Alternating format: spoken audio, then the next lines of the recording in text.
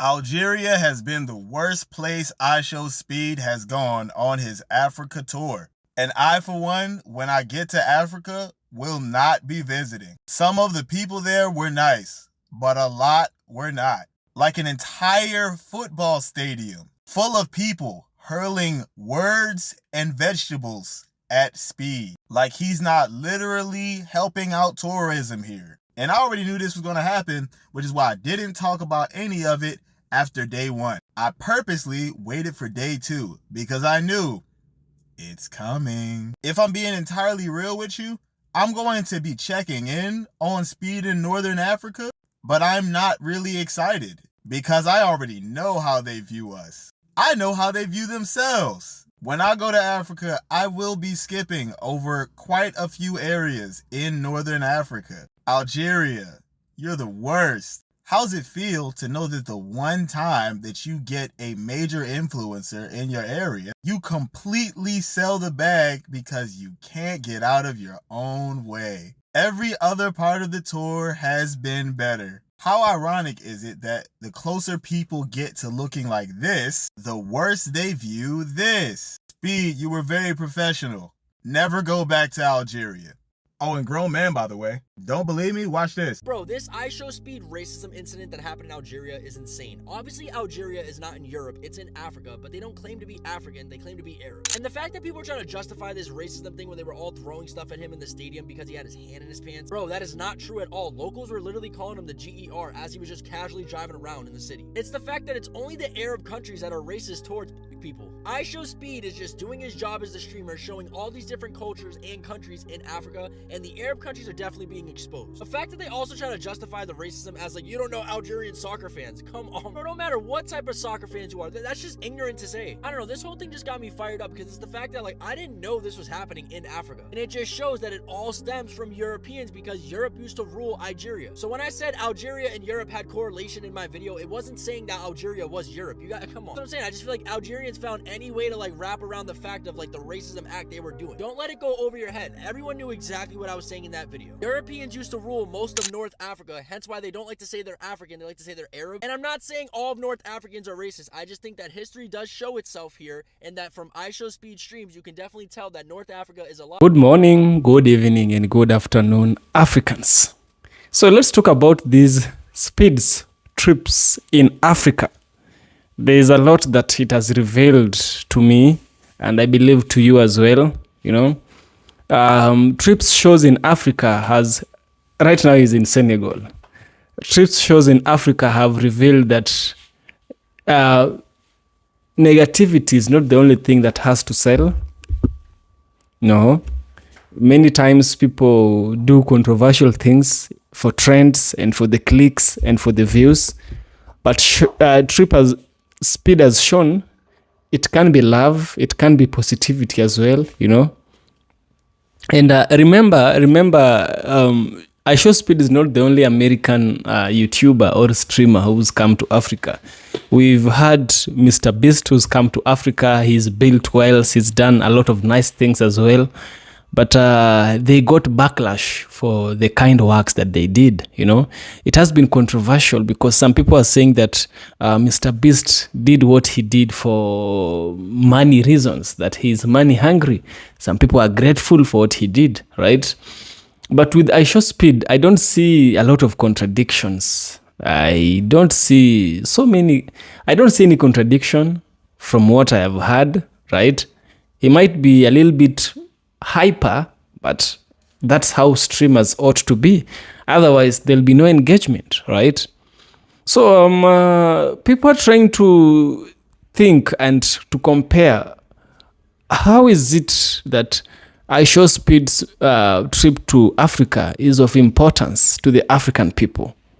And is it a good thing or a bad thing? That's a very powerful question, by the way. You know, I want us to listen to a brother who is discussing that Ishow Speed's trip in Africa was relevant. Let's listen to him. I shall get back by the end of the video, of course, where we shall also have a deep critical analysis. And let's dive in. There's nothing greater than being an artist in the current content age and watching something as culturally transformative, at least as awakening, probably, as Ishow Speed going to Africa and how MrBeast interprets that whole entire debacle. And it's interesting because it's almost like I so heavily believe all those allegations of this dude being a robot the second the cameras come off. Because somebody's saying, oh, well, look at Speed getting 50 million or almost getting 50 million subscribers on his Twitch account. And then MrBeast's response is, yeah, that's a very niche type of content. It's very hard to compete with that. But if you're trying to be a creator, then you should grow off and blah, blah, blah. And I understand, like, if you're somebody who wants to grow on YouTube, still at this day and age, you're fucking wild. But if you're somebody who wants to grow online on YouTube, I understand taking his advice. But do you guys not see that, like, the cultural aspect, the impact, the significance of what Speed is doing just absolutely went in one ear and out the other ear? It's just numbers, analytics, likes, views, algorithm, clicks. That's the only thing that's operating in this fucking lizard's head. Not the absolute destruction of Western media propaganda that was meant to absolutely divide Africans and African Americans. This is going to be transformative in the next coming years, bro. The impact of this, especially if there are more, not only trips, but more opportunities derived from this moment. And I'm so glad that Speed's in the position with his career that he's in, instead of doing something like this when he was still really shucking and jiving for the algorithm, but now he's his own person and can decide what he does with his influence. It's beautiful when things come together like this, man. And I want you guys to remember, like, that a lot of the internet celebrity industry, like, before the celebrity industry used to just be about fame and fortune, now the internet celebrity industry is just about engagement, analytics, and like numbers. Let's think about this, guys. People in the streets who are rapping about like drill music and street music, they're not even getting paid to do it. The only thing they're getting compensated with is likes and views on social media. They're risking their freedom, their entire lives, to get likes and views on social media that they won't even get compensated in legitimate money for. They're willing to get actual, like, felonies on their record for likes and views on a social media platform that's literally would not even compensate them in actual money for doing that, much less show them any type of validation or compensation to do something that's more positive in their lives. These people are just doing this shit for the fun of the game now. But I think social media has turned public media genuinely into what identity can I have for myself, and how much money can I get out of my analytics, my content, my strategy, and then how can I sell that to make more money, and then how can I also make partnerships to make more money and more money and more money and more money, and analytics, engagement, billionaire. Like, it's weird. And also something else that's weird, because we're shitting on MrBeast today. The weirdest thing to me is that you want to help the world so much, but you want to be a billionaire. And you know, all of us know, one of two things: billionaires have never made their money in any authentic, organic way. It would have had to be a fortune that was made and owned by a family and handed down over generations. One person billionaire, like who goes from 0 to $1 billion in one generation, there's no way in fuck you did this in any type of righteous way. Or genuinely, your existence, and probably the existence of your financial advisor or accountant, will be the reason why a bunch of families don't get access to welfare. Or your tax habits and the way that you avoid them and people in your tax bracket avoid them will be the reason that there is no universal health care, will be the reason that people starve on the streets, will be the reason that people get rejected from having actual legal processes that they need to go through to have access to benefits. Like, you can't want to be a billionaire and want to genuinely be like a humanitarian at the same time. You have to choose to be a humanitarian and recognize that you'll probably never even be close to a millionaire, or choose being a billionaire and recognize that the existence of yourself is parasitic to a system that is already broken and cannot disperse funds properly to people, because people with billions of dollars are choosing to hoard wealth and find loopholes to avoid taxes. Taxes that poor people are forced to pay, or else they will go to fucking jail over, federal prison over.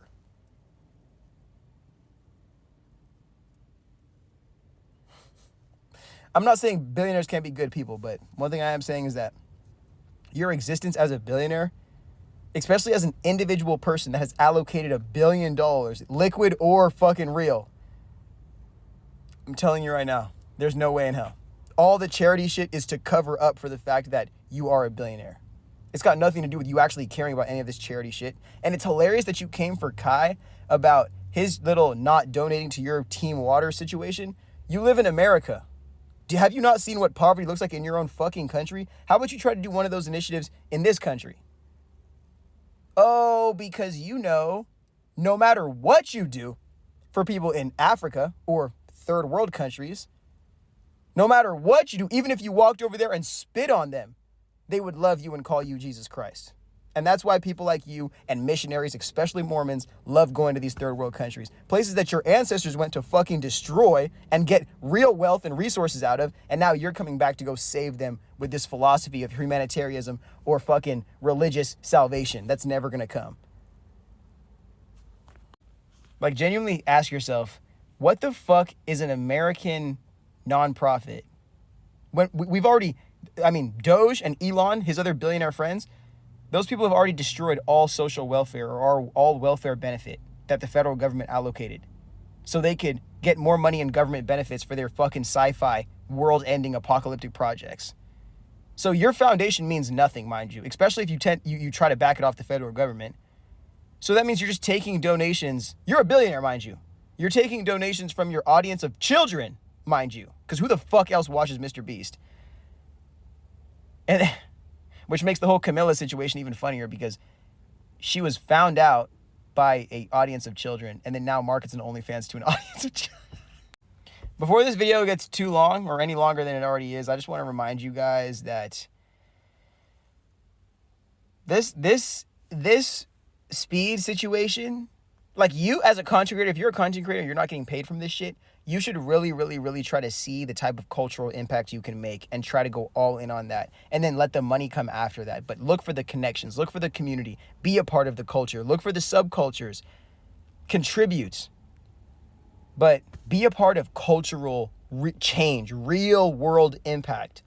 Give up on these fucking likes and views and algorithm, this, that. Like, this shit doesn't mean anything, bro. And you know that Drake bots his streams. Most of these famous content creators rig algorithms, or they're paying for ads, or they're paying for clippers to manipulate algorithms or to get more views and more likes, and it's making the whole thing so much less organic and so much more saturated with the toxic non-organic filth that it's like these platforms are going to implode on their own logic.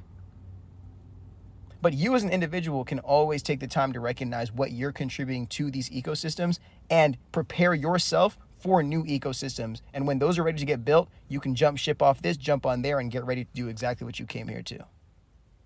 But start looking, especially if you're a marginalized person, you're not seeing success on social media. Look for cultural impact. Look for community contribution. Look for intentional connections beyond just trying to be compensated for chasing the algorithm, because they're going to make us, black people, shuck and jive and shut the fuck up about things that actually matter so we can continue to push or promote any agenda that they have that goes against our well-being. And Speed is going right the fuck against all that, bro. So I hope you guys are ready to see, bro. There's a new era of black content creator coming out, and it's going to be global consciousness. I'm sweating. Before you came into Africa, what was the projection? What did you perceive Africa to be like? Like, what did they tell you about Africa to be? I never go into a country with the perception. Okay. After I do my IRL stream, that's my perception. Amazing. So I didn't have a perception. Okay, cool. You know, when we hear people abroad perceive Africans, sometimes they tell you, when you go to Africa, you see monkeys on the street and all on the trees. So I was just feeling, maybe since you came in, maybe you saw any monkey. Yeah, I did see monkeys. You saw monkeys? Yeah. But you also saw humans. Yeah. So what would you think? What would you say about Africa actually? Africa's a beautiful place. I mean, I've done streams in all these countries. Everybody can get their own opinion about their own self. Everybody has a different perspective, but my perspective, it's a beautiful country. Amazing. It's everything here. Thank you so much, man. Ishow Speed is continuing his legendary tour across Africa, bringing the internet with him as he closes in on 50 million subscribers on YouTube, and his next destination happens to be in the country of Nigeria. Here's what's confirmed. No fluff, just facts. Nigeria isn't just a stop on the map, it's Africa's most populated nation, as Nigeria has the largest population on the continent with over 200 million people, more than any other African nation. Now, a country that exports culture on a global scale, this is the birthplace of Afrobeats, a sound that reshaped music worldwide. It's the force behind Nollywood, one of the largest film industries on the planet, and it's a place where football is identity, emotion, and pride.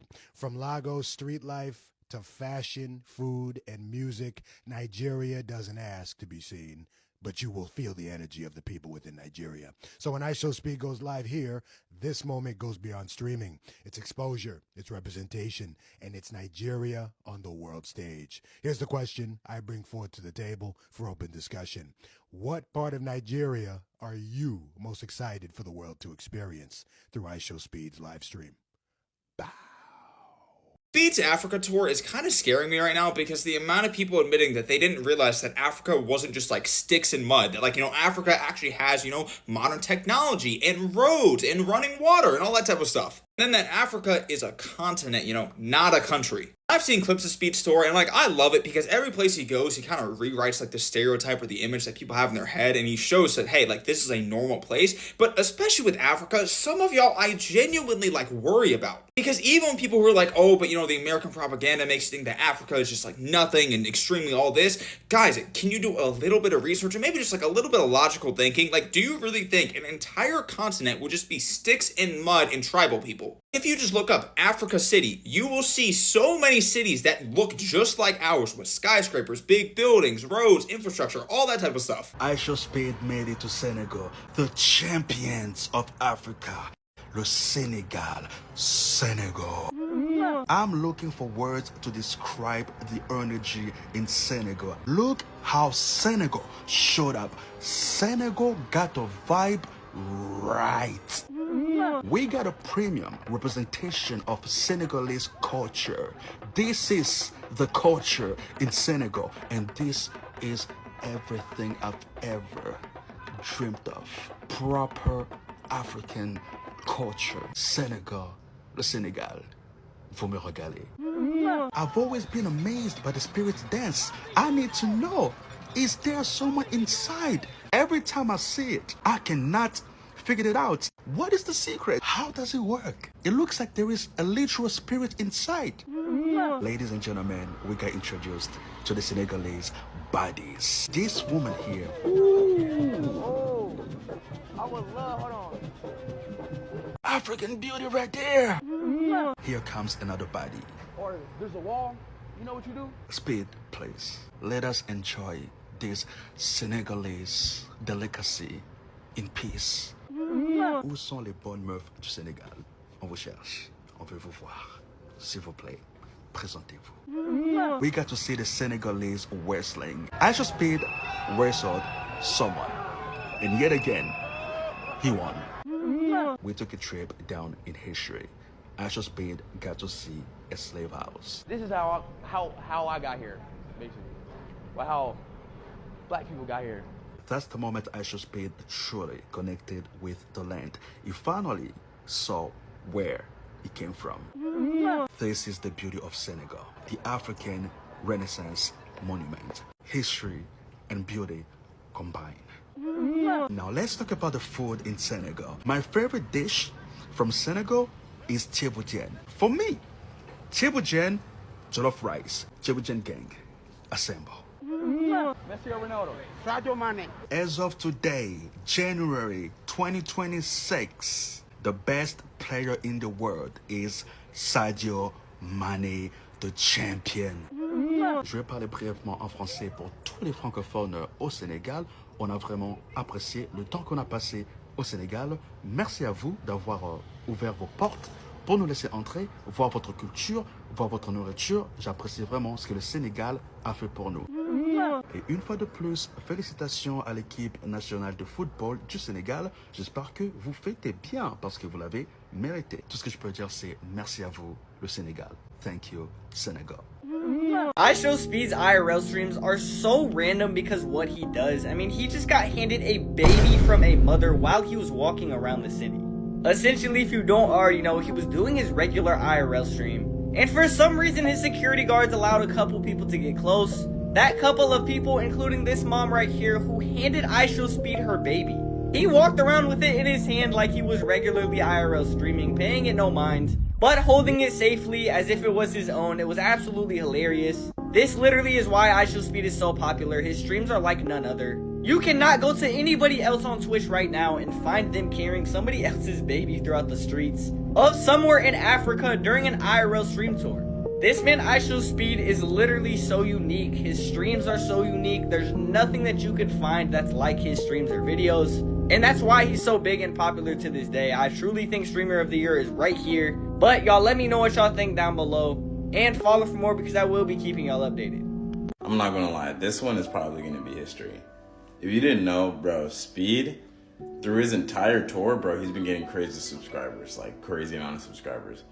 And now he's literally about to pass 50 mil, being one of the first black creators to hit 50 mil subs on YouTube. Let's clap it up, bro. You gotta clap it up for Speed. And honestly, ever since Kai like stepped away from streaming, like Speed has really picked up the crown. And that also leads me to another thing. I really dislike how everybody's trying to pit them two against each other and trying to be like, oh, Kai left because he was afraid of competing with Speed. That's probably the dumbest argument I think I've ever heard. Like literally ever. They're in two completely different lanes and super successful in two different lanes. So I think all the people doing that, this is dumb, idiotic stuff. But this is actually crazy for Speed, like genuinely. He's literally picking up the torch of streaming and he's literally running with it. It's crazy to see, like, he's gonna go down as the best, one of the best, however you think, you know, however you see it, bro. But I gotta give him his flowers, bro. Also, shout out to the people of Senegal, bro. The views were immaculate. The scenes were immaculate. He didn't, like, to me, nothing really crazy happened in this Speed stream in Senegal. So that I gotta give you guys your props on that one. Just for not having nothing weird happen alone. Cause, you know, some of these other places, bro. But yeah, what was your favorite place he's been to so far in this tour? We're reacting to all of this on stream, by the way, so follow up. Bro, Ishow Speed visited the House of Slaves and had the entire Senegal national team fans following him instead of the parade. Speed went and seen the rooms where enslaved Africans were held before taken across the Atlantic and how certain rooms were built for certain things, like if you were too skinny or too bad, you were placed in different rooms in the house. Speed even tried Lom, which is a Senegal wrestling sport, and not only did he win, but he was extremely good at this. Why is Speed good at every sport? It's not fair at this point. He even did the Sabah dance with other Senegalese performers, but he only really did the drums and let the locals do the dancing. I mean, it was still a cool cultural moment on the street. Speed also reveals he has strong West African genes, and visiting the Gorée Islands in Senegal is very important to him, and he also learned how to fabric weave with locals and even tried it himself. Speed visited the African Renaissance Monument statue, which signifies Africa's rebirth and move from colonialism and economic prosperity. Bro, this statue is the definition of aura. It's 171 feet tall, and it's the biggest statue in Africa. You can tell this Senegal stream just felt like home for Speed. He really loved being there. This is like the Rwanda stream, but like way more wholesome. I'm just glad Speed is enjoying it. What I really love and admire about Ishow Speed's Africa tour is the fact that he's showcasing Africa and all of its complexities and contradictions.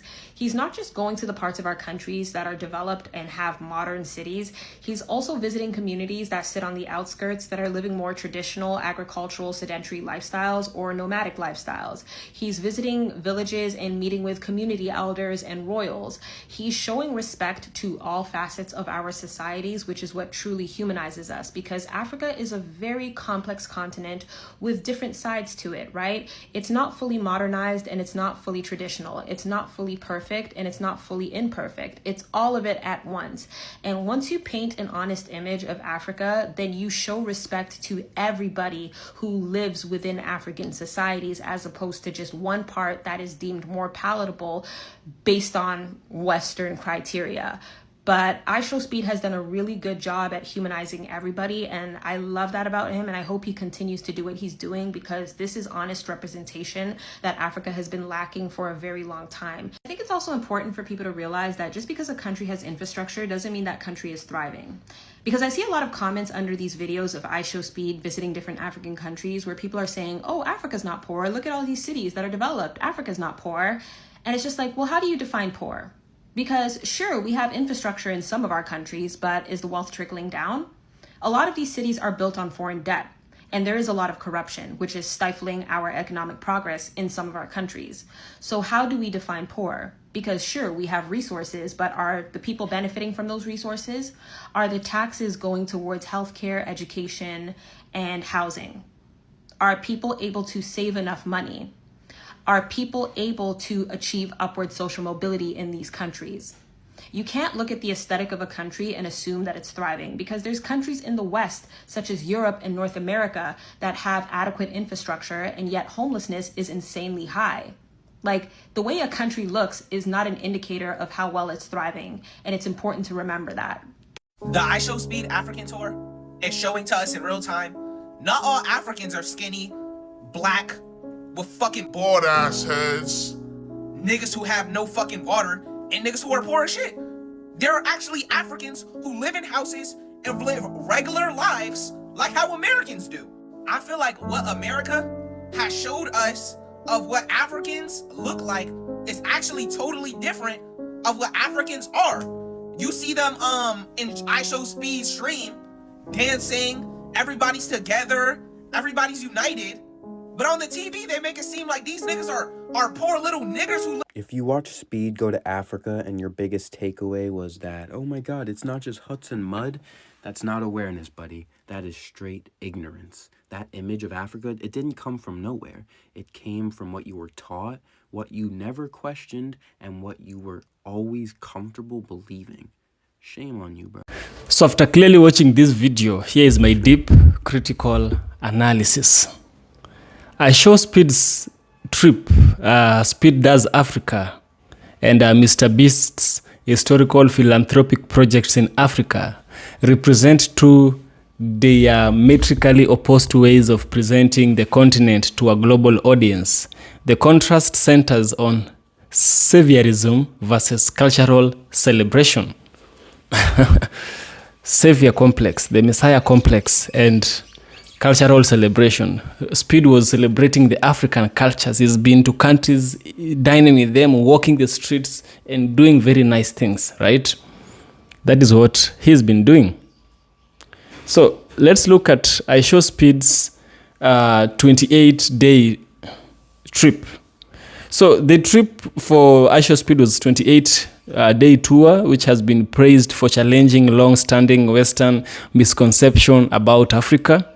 We've had narratives of success rather than focusing on poverty. Speed's unscripted live stream showcase modern infrastructure, high-energy cities like Nairobi, and vibrant youth culture.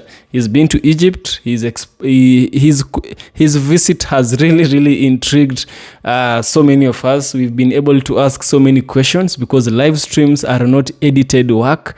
Live streams are what you see in the ground is what you see in your eyes right now and on the screens. So we've also had authentic connection. Mr.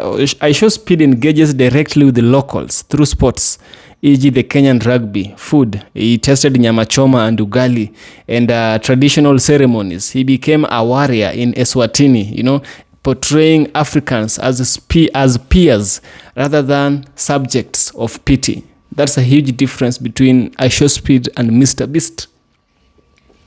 He has also made some impact on the diaspora. For many young Americans and the African diaspora, the tour is their first real-time look at a modern Africa, sparking curiosity and pride rather than shame.